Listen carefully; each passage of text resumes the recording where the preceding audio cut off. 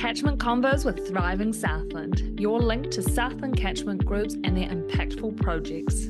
Each episode will dive into grassroots effort by local farmers and communities that are driving change and sustainability in our regions. Listen in for inspiring stories and insight. Real people, real change, the Southland way. Welcome back to Catchment Convos, the podcast that dives into the heart of Southland's land, water and people, and the ideas shaping our rural future. I'm your host, Rachel Halder, and today we're talking tech, but not the kind that leaves you scratching your head. We're joined by Mahgol Yousefi, a product designer and PhD researcher who's working right at the crossroads of human-centered AI and farming. She's leading a collaborative project with AgResearch and the University of Canterbury, looking at how we can turn all of the farm data into simple, smart tools that can actually help with day-to-day decisions. Mahgol's been exploring the idea of Agri-ChatBots, AI-powered helpers that could one day sit in your pocket, ready to answer questions and make sense of your farm data on the spot. Future or fantasy? That's the question, and we're going to get into that today on this episode. So whether you are AI curious, a tech skeptical, or just looking for better ways to get through the workload, this episode's for you. Hi, Mahgol. Welcome to Catchment Convos. It's awesome to have you. Hi, Rachel. Thanks for having me. No problem. So, hey, I thought what we might do is start this episode off with, can you tell us a little bit about yourself and your background? So, I was raised and born in a farm, small farm, but my grandfather, my uncle, and every family members are farmers, dairy farmers and crop farmers. So when I grow up, I really understood the farming and I was in the farm and I could see their challenges and the rewards at the end of the season. So that led me to do my bachelor in agricultural engineering in Iran. And then I did my agricultural mechanization degree in Malaysia. And then I moved to New Zealand in 2023, sorry, to do my PhD in human-centered AI and specifically for agriculture. Yeah, that was a journey. Wow. So what led you to human-centered AI and how have you ended up working with AgResearch and the University of Canterbury? So when I was in Malaysia, I studied for my master innovation and design engineering, and then I was introduced into AI, artificial intelligence, and I thought, how can I merge this AI and agriculture as a design concept and automate some of the process in agriculture sector. So that was the idea. And then I came across this human computer interaction, which was new for me. I've already had some knowledge of AI and do some machine learning techniques in, for example, pollination prediction in all palm crops in Malaysia. And then I decided that's really interesting. The human part of the design process, like augmenting their human values and their needs and building that trust between this technology. Okay, we design these technologies. How do the users, when it goes into their work environment, how do they actually use them? So that was fascinating for me. And then I had the privilege of working with AgResearch as well. So that was the opportunity that came across and I jumped into it. Oh, wow. So AgResearch got you over from Malaysia. There was a position for this project and specifically for a conversational agent or chatbots uses AI in the system. And their goal was how can we improve AI technology or digital technologies adoption in New Zealand primary sector agriculture. And so I applied and then I got the position and I was here. And the rest is history. So can you maybe briefly explain this project or the project that you're leading and what is the main goal for the project? So the project was started in 2022. It was just before ChatGPT and the really new evolution of AI technologies that came out. So the project goal was how can we use chatbots to get farmers information while they are on the farm, and how can we provide information easily for them on the spot. And that was the idea. But then before ChatGPT era, the chatbots were completely different. It was very static. I mean, it was rule based. But then after ChatGPT, it came out. So we had the advantage of how can we leverage these really powerful AI models, and how can we embed them or bring them into agriculture for the farmers to use. So that was the beginning. But the ultimate goal is building or designing AI technologies here, the chatbots for farmers to really adopt these technologies into their day-to-day life, and how can we build that trust between the farmers and the AI technology. So I guess building on the farmer side of things is how are farmers actually involved in shaping these tools? So when we are designing products for the users, and here I'm specifically working with the farmers, chatbots is not something they've already used before. What is a specific area or niche area or the challenge or the problem that we can fulfill to design this AI chatbot for the farmers? When I first started, I just wanted to have a talk, chat with the farmers, very casual, understand how do you get the information at the moment. For example, what are the tasks that you on a daily basis that you need to refer to external sources or applications to get information, and how do you use them? How do this information help you to make decisions for those specific tasks? So we Yeah. just wanted to understand their challenges, their needs, and how can we bring these chatbots into the process. So, why is digital technology adoption in agriculture really tricky? And have you seen or heard from farmers any roadblocks so far with this that you can predict or think might happen? So one is it's not available. I mean, the chatbot is not available for farmers, so they haven't used it. But overall, in terms of other technologies that they have, like 10 different applications in their phones or other automated technologies like the color and the sensors, mostly it's the cost and the value proposition. Like if we invest on these technologies, how this system will add value into their existing business process.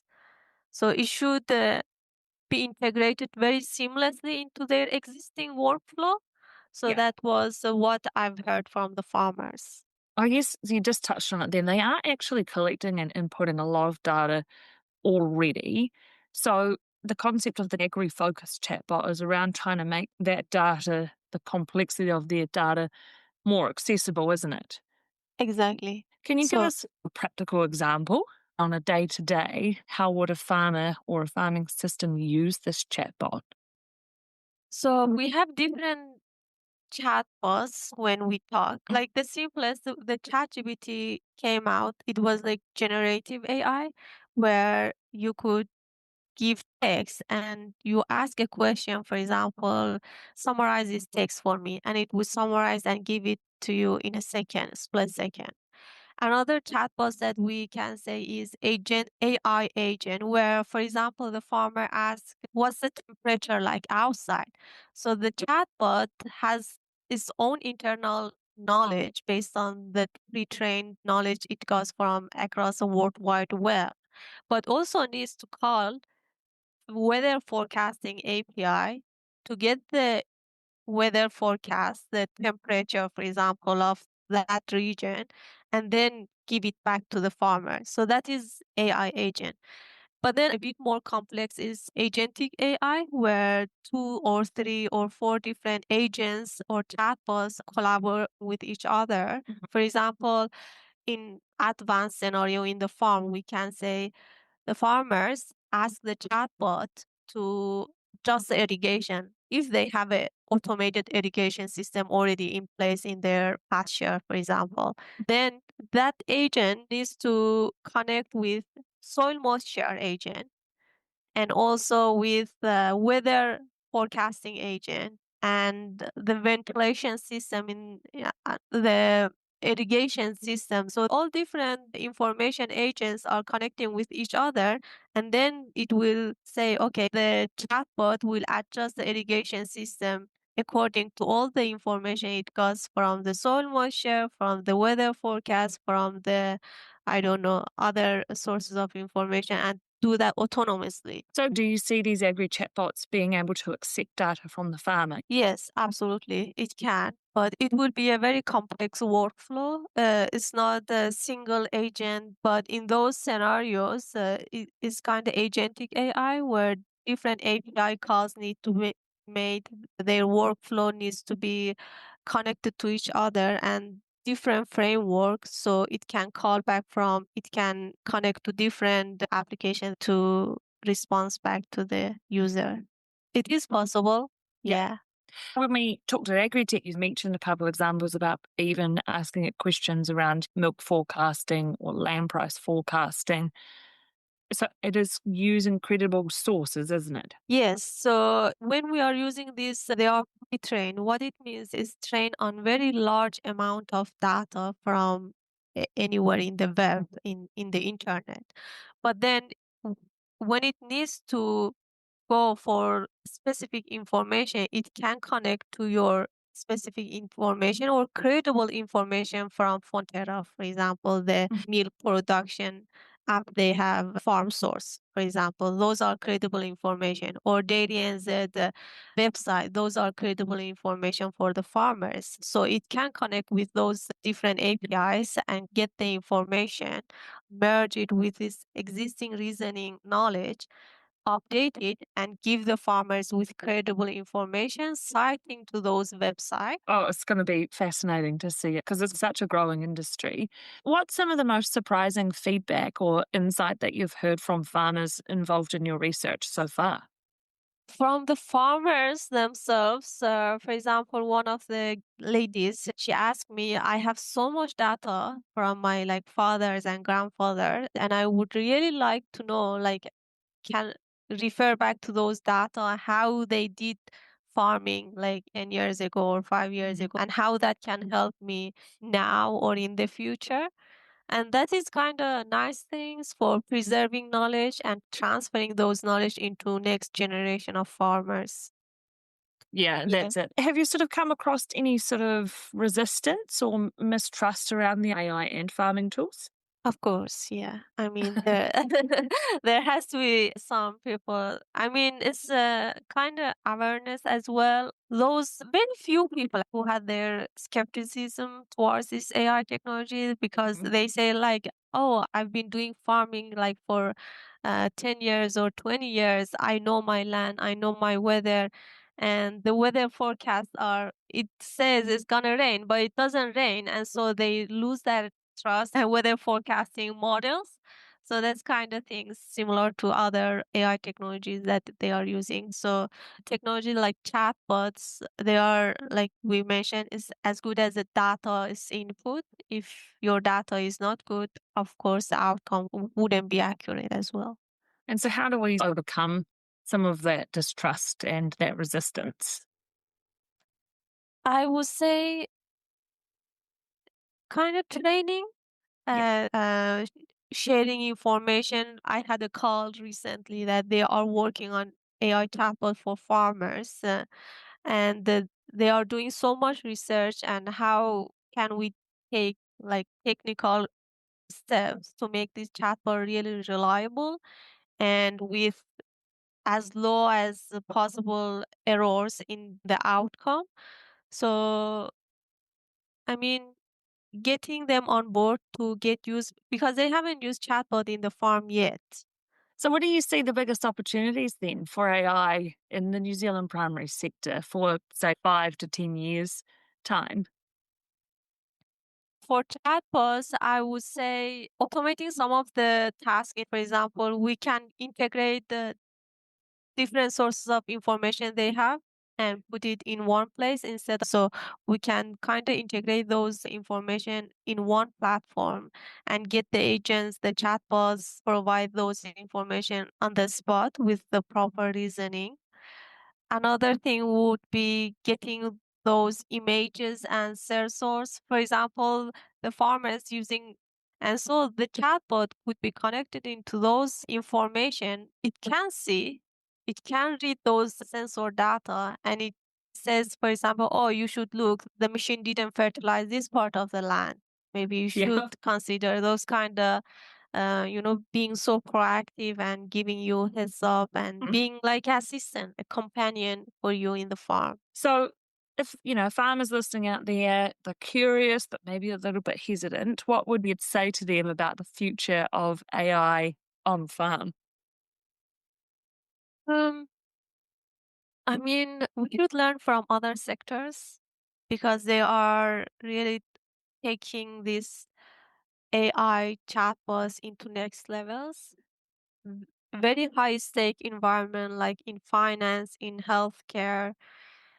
So there are so many advancement in those areas. How can we adopt those approaches into farming and be receptive towards these technologies because it makes so much of the lives easier in terms of getting information, connecting different sources of information together, providing insight on real time so you can act on those on the spot rather than you have to go search for hours and come up or relying on what you have done over the 10 years. So why not leverage those technology that can really make you do business more productively with lesser cost and also sustainably?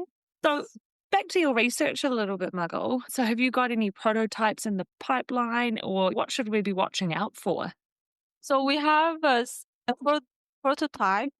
It's like a chat GBT, but you can upload your PDF files that you have. It can do some simple visualization like line graph, bar chart, those kind of stuff, given the information that you provide. We are planning to do a simple co-pilot study with the small number of farmers and get their feedback, their experience using these chatbots for this simple task, and then what would they prefer, what would like to see these chatbots in other tasks that they do on the farm. So that is a plan we have. And Cool. from there, we can decide, okay, is it voice proper or the text? I mean, we don't know yet. Or what are the features, other features that they would like to see on these chatbot interfaces? So, where can people follow your work, or like how can they get involved in this co design process or your piloting process? So they can, I have my LinkedIn page. Awesome. And I Yeah. guess finally, to finish off, if there was one piece of technology or AI that you wish every Kiwi farmer had access to tomorrow, what would that be? Of course, Yeah. chatbots, but yeah, obviously we don't have any chatbot yet for the farmers to use, but it's coming. It's gonna be there. I mean, even trying out ChatGPT as well. Yeah. Just play with the ChatGPT or other chatbot that they can use on their phone. Oh, amazing, Margot. Thank you very much for joining us on Catchment Convos. And we are really excited to follow your work and see where it goes. And looking forward to the announcement that you've released a chatbot one day soon. Thank you so much. It's been a great journey for me as well, and learning from the farmers and other researchers in the field. Hopefully, we will have the chatbot there for them to use in the future, near future. And that's a wrap for another episode of Catchment Combos, brought to you by Thriving Southland. A big thanks to our guests for being a part of the conversation on today's episode, and for you guys for tuning in. We appreciate your support. Don't forget to like, subscribe, and follow us wherever you get your podcast from so you can stay up to date with all the latest episodes as they're released. For more information on this episode, check out the show notes or head to the Thriving Southland website, where you can also learn more about the awesome work happening across the catchment groups here in Southland. And if you've got a project or an idea you want to share, don't be shy, reach out. So until next time, keep up the good work out there on the land, and as always, stay connected and keep driving those changes for a thriving Southland.